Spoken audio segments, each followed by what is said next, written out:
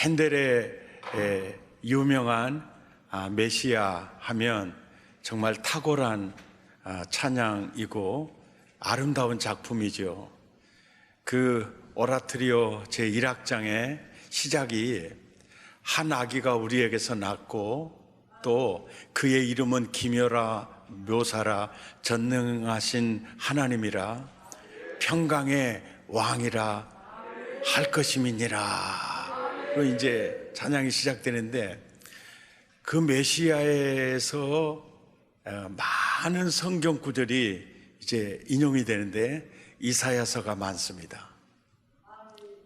이사야서는 1장에서 39장까지 주로 열방과 이스라엘의 심판에 대해서 메시지가 담겨 있고 40장에서 66장까지 하면 총 27장이잖아요. 그 장에는 이제 회복과 구원에 대한 메시지입니다.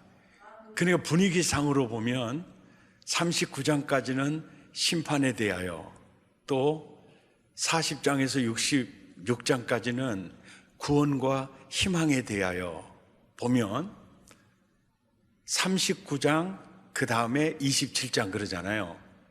구약 39, 신약 27. 그래서 혹자는 이사야를 성경 66권의 축소판이라고 얘기할 정도로 이사야서 안에 메시아에 대한 예언이 굉장히 많습니다. 그 중에서도 우리가 놓치지 않고 살펴봐야 될 부분이 있다면은 이사야서 안에 종의 노래가 4편이 기록되어져 있습니다. 첫 번째 종의 노래는 오늘 본문 42장 1절에서 9절까지고, 두 번째 종의 노래는 49장에 있습니다. 세 번째 종의 노래는 50장에 있고, 네 번째 종의 노래는 52장 13절부터 53장 12절까지 우리가 성찬식 할 때, 성찬을 뗄 때 많이 봉독하는 내용들이 바로 네 번째 종의 노래입니다. 우리는 항상 메시아는 어떤 모습으로 오시는가에 대해서 우리가 많이 살펴볼 필요가 있는데, 종의 노래 안에는 메시아는 어떤 모습으로 오는가, 또 어떤 일을 행하시는가, 이것에 대해서 종의 노래를 이해하면 쉽게 많이 이해할 수가 있습니다. 오늘은 종의 노래 4편을 통해서 그 메시아는 어떤 모습으로 오시는가에 대해서 살펴보려고 합니다. 본문 2절을 보면 그는, 제가 외치지 그러면 여러분은 아니하며 읽으시면 돼요. 외치지 아니하며, 목소리를 높이지 아니하며, 그 소리를 거리에 들리게 하지 아니하며. 이 모습으로 온다는 거예요. 예. 외치지 아니하며, 들리지 아니하며, 소리를 높이지 아니하며, 이 모습으로 이 종이 오신다. 3절에 이런 말씀이 있어요. 상한 갈대를 꺾지 아니하며 꺼져가는 등불을 끄지 아니한다. 42장이잖아요. 이제 이사야 선지자 사역이 끝나고 이제 다음에 에레미야 사역이, 선지자 사역이 시작되면서요, 이스라엘 백성은 바벨론으로 이제 멸망당하고 포로로 잡혀갑니다. 그래서 이사야 선지자 사역 말기에 하나님이 보는 이스라엘은 지금 상한 갈대였어요. 그리고 꺼져가는 등불이었습니다. 거기서 희망을 주는 거예요. 종의 모습으로 오신 메시아는 상한 갈대를 꺾지 않으신다. 지금 꺼져가는 등불 같아도 그분이 끄지 아니하신다. 두 번째 종의 노래 49장 2절에서 3절에 보면 보십시오. 그분에게는 날카로운 칼이 있어요. 엄중한 이 무시무시한 칼이 있습니다. 그런데 그 손 그늘에 그 칼을 숨기시고 오신다는 거예요. 그리고 활이 있는데 그것을 화살통에 감추시고 오신다는 거예요. 그리고 세 번째 노래에 가서 50장 6절에 보면 그 모습으로 오셔서 때리는 자들에게 내 등을 맡길 거다. 또 수염을 뽑는 자들에게 나는 내 뺨을 맡길 거다. 그리고 얼굴을 가리우고 보지 않음을 받는 자 같이 그렇게 올 거다. 사실 이스라엘 백성들은 종이라는 단어에 대해서요 상처가 있어요. 왜냐하면 그는 과거에 400년 동안 종살이 한 적이 있었어 그래요. 그래서 그들에게 그들이 정말 종하면 별로 매력이 있는 단어는 아닙니다. 그래서 메시아가 왕의 모습으로 또 장군의 모습으로 그렇게 오지 않는다. 너희를 구원하기 위해서 하나님의 아들이 오실 때에 종의 모습으로 오셔서 종으로 사실 것이다. 아멘. 네 번째 종의 노래에서 이사야 53장 2절에 주 앞에서 자라나기를 연한 순 같고 마른 땅에서 나온 뿌리같이 나올 거다. 그는 고운 모양도 없고 풍채도 없은즉 우리가 보기에 흠모할 만한 아름다운 것이 없는 이 모습으로 오신다. 예수님은 십자가에서 구속하기 위해서 초림하실 때는요 이 모습으로 와요. 연한 순같이 목소리를 높이지도 않아요. 때리면 등을 맡겨요. 털 깎는 자 앞에 순한 양의 모습으로 오세요. 초림하실 때는 흠모할 만한 아름다운 게 없이 그렇게 오세요. 재림하실 때 예수님은요 이 모습 아니에요. 보세요. 계시록을 사도 요한에게 주기 위해서 밤모섬에서 사도 요한에게 나타나신 예수님의 모습을 보고 그 예수님의 모습을 보고 사도 요한이요 어떤 모습을 띄었습니까? 그대로 엎드려져 버려요. 감히 눈을 들어 그분을 볼 수가 없어요. 재림하실 때 그 예수님의 모습은 그래서 계시록에 그러잖아요. 큰 바위야 내 얼굴을 좀 가리워다오. 그 불꽃 같은 눈동자 앞에 감히 설 수 없는 그 모습이 재림할 때 예수님 왕권과 심판권을 가지고 오실 때 재림하실 때 예수님은 이 모습 아니에요. 절대 속으면 안 됩니다. 십자가 지기 위해서 종의 모습으로 올 때 초림하실 때 이 모습입니다. 7절을 보세요. 곤욕을 당하여 괴로울 때에도 그는 입을 열지 않을 거다. 입 열지 않았어요. 이 모습으로 주님이 오셔서 죽기까지 그 사역을 감당하셨습니다. 우리는 어떤 모습으로 살아야 할까요? 지난 화요일 큐티했던 말씀, 큐티하면서 마가복음 12장 38절 39절을 보면서 바리새인들과 서기관들은 문안 받는 것 좋아했어요. 높은 자리 굉장히 좋아했어요. 잔치의 윗자리 굉장히 좋아했어요. 근데 예수님이 그러네요. 너희는 그 자리 삼가해라. 그런데 내 안에 저 마음이 그대로 있는 거예요.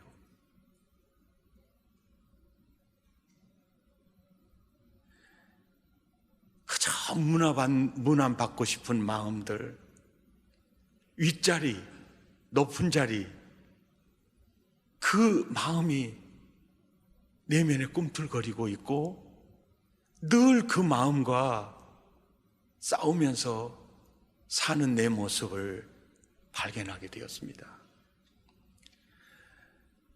바리새인과 서기관들의 모습만이 아니고 예수님을 따르는 제자들의 모습을 마태복음 20장 21절에서 보면은요, 하나는 우편에 하나는 좌편에, 그들도 서기관과 바리새인들과 똑같은 마음을 가지고 살았어요. 24절에 제자들이 분을 내지요. 모든 12 제자가 다 그 마음을 갖고 있었어요.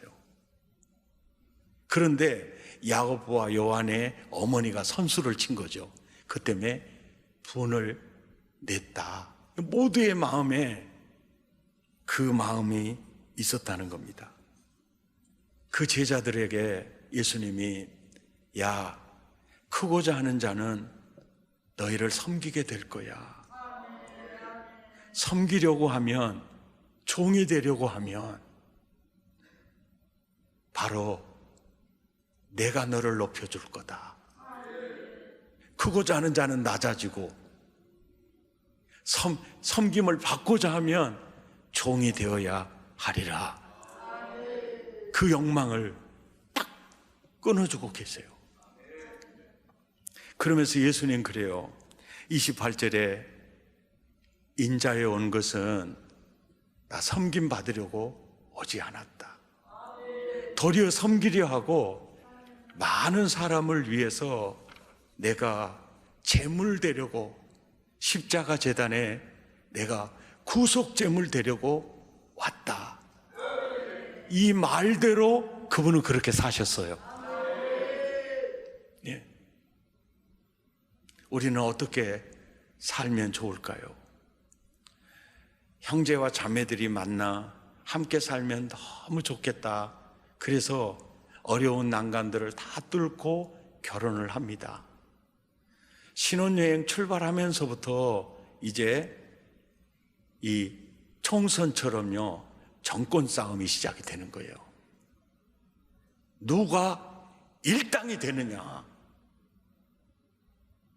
이게 총선만이 아니라 사랑한 사람끼리 만나서 출발한 순간부터 이 전투가 시작이 되네요. 누가 왕이 되느냐. 전에는요, 남편들이 주로 왕이 되려고 힘을 더 썼거든요. 요즘은요, 신부님들이 더 써요. 예. 그런데 왕이 되려고 하면 불행의 문이 열립니다. 종이 되려고 하면 행복의 문이 열려요. 네 아내 앞에, 네 남편 앞에 너 왕 되려고 하지 마. 종의 모습으로 오신 그분의 모습 따라 네가 잘 섬기는 종이 되라. 이거 아주 중요한 말이에요. 목사가 돼서요, 윗자리 좋아하고 문 안 받기 좋아하고 그러면 그때부터 목사는 불행해집니다. 내가 더 잘 섬겨주지 못해서 내 마음이 괴롭고, 어떻게 하면 내 몸을 갈아서라도 내가 저들을 복되게 할 수 있을까? 그러면요, 모든 게 감사밖에 없어요. 나는 기도도 부족했는데 어떻게 저런 훌륭한 장로님, 집사님, 권사님이 저렇게 헌신할 수 있을까? 종이 되려고 하면 행복의 문이 열리고요, 왕이 되려고 하면 불행의 문이 열려요. 그래 예수님은 자기를 비워 종의 형체를 가져 죽기까지 끝까지 종으로서 사역하시고 가셨습니다. 이제 봐보세요. 예수님이 종의 모습으로 오셔서 종으로서 살다가 가셨어요. 그래서 그분은 종이 되었습니까? 그분의 신분이 바뀌어버렸습니까? 아닙니다. 우리도 마찬가지입니다. 언제나 맏아들입니다. 언제나 하나님의 작품입니다. 아멘이죠. 우리가 종의 모습으로 섬기는 그 자리에서 지극정성을 기울인다고 해서 우리 신분이 바뀌는 게 아닙니다. 코로나19 끝나면 요한계시록 강해를 하려고 지금 연구하고 있어요. 기대하시기 바랍니다. 요한계시록 20장 6절에 보면은요, 1000년 동안 그리스도와 더불어 왕노릇 하리로다, 이 구절 있죠. 이 구절은 그리스도의 제사장이 되어, 그리스도의 제사장이 되어, 그리스도의 제사장이 되어 그리스도와 더불어 왕노릇 하리로다. 바로 지금이에요. 너는 왕의 아들이다. 예. 계시록은 숫자는요 상징수예요. 14만 4천 상징수입니다. 666 다 상징수예요. 그러면 1000년도 상징수예요. 여기서 중요한 건 그리스도의 제사장이 되어, 예, 그리스도와 더불어 하나님 나라 살잖아요. 네가 왕의 아들이다. 이제 22장 새하늘과 새 땅, 예수님 재림하신 이후에는요 1000년이 아니에요. 기한이 있지 않아요. 세세토록 왕노릇 하리로다. 지금도 왕이에요. 재림하신 후에도 왕이에요. 하나님의 아들의 권세, 왕의 아들의 권세, 그리스도와 더불어, 이거 학자가는 얘기 안 해요. 예수님이 사도 요한을 통해서 편지를 보내면서 왕노릇. 아멘.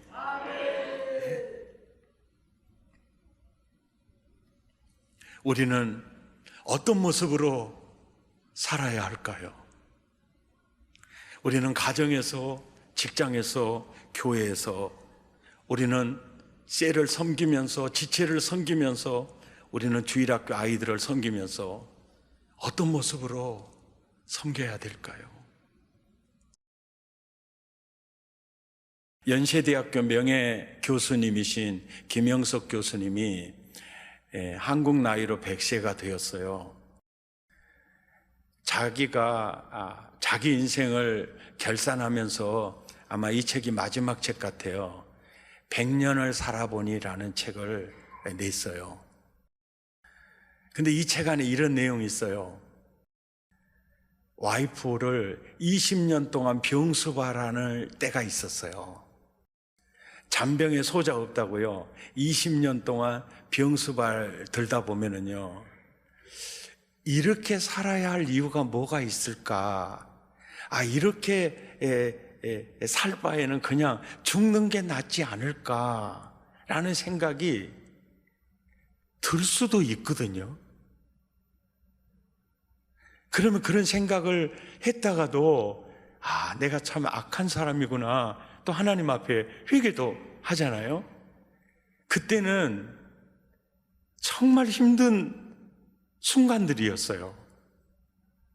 남편으로서 아내를 섬기고 정말 희생하면서 20년 동안을 그렇게 사는 그 세월이 있었어요. 그분이 이런 말을 이 글에 썼습니다. 사랑에 있는 수고나 사랑에 있는 섬김이나 사랑에 있는 희생은 그것이 행복이었다는 것을 나는 90살이 되어서야 알았습니다. 우리들 가끔 그러잖아요.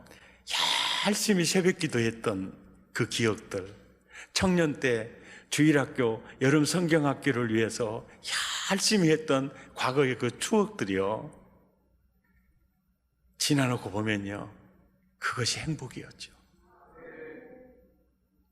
네. 힘들고 어려울 때 성전을 지으면서 정말 했던 그 수고들이 지나놓고 보면 그 순간이 가장 행복한 순간이에요. 어머니 병들고 아버지 병들어서 그때는 짜증도 났는데 지나놓고 보니 그때가 행복한 순간이었다.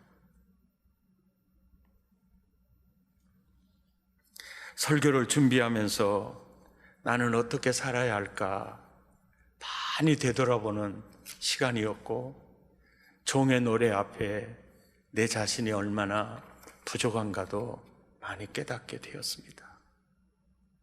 누군가의, 또 우리 주변의 모든 사람에게 내가 어떤 모습으로 다가가서 그들을 섬겨야 할까, 정말 그림으로 보여주는 메시지가 종의 노래였습니다. 하나님이 나와 여러분을 제사장으로 부르셨습니다. 섬기는 종으로 부르신 거죠. 사명자로 부르셨습니다. 사역자로 부르셨습니다. 누구에게나 복이 되기를 원하죠. 그리고 영혼을 살리기를 원하죠. 복되게 하기를 원하죠. 근데 항상 종의 모습으로 섬기기를 원하시죠.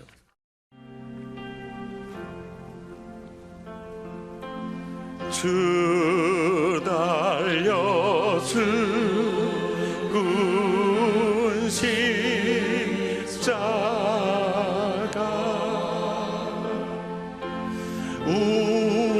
우리가 생각할 때에